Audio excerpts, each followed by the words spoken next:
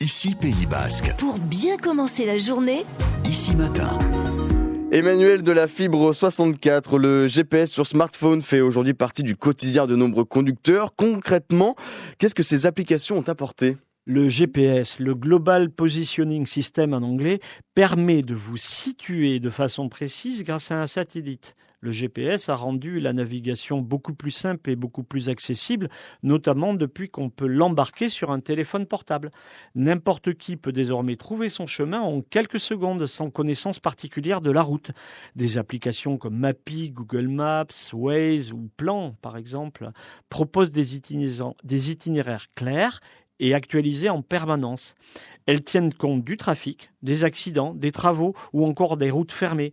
Résultat, on anticipe mieux, on évite les détours inutiles et on se déplace avec moins de stress, que ce soit pour un trajet quotidien ou pour partir en vacances. Et parmi ces applications, certaines reviennent souvent comme Google Maps ou Waze.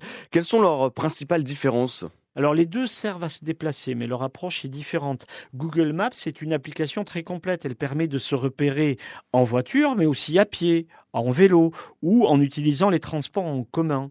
Elle fournit beaucoup d'informations pratiques comme les horaires des commerces à proximité ou les avis des utilisateurs. Waze, de son côté, est davantage pensé pour les automobilistes. Sa grande force repose sur sa communauté. Les conducteurs signalent en direct les bouchons, les accidents, les dangers, ce qui permet à l'application de proposer des itinéraires alternatifs presque instantanément. Et ces GPS sur téléphone sont donc très utiles, mais leur utilisation comporte-t-elle des risques ?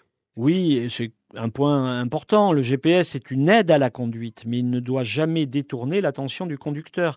Il est recommandé de préparer son itinéraire avant de partir, de fixer son téléphone sur un support adapté et de privilégier les instructions vocales. Regarder ou manipuler son téléphone en conduisant, c'est dangereux et c'est interdit par la loi.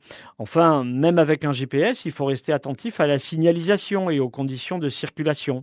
La technologie ne remplace jamais la vigilance humaine. Merci Emmanuel de la Fibre 64.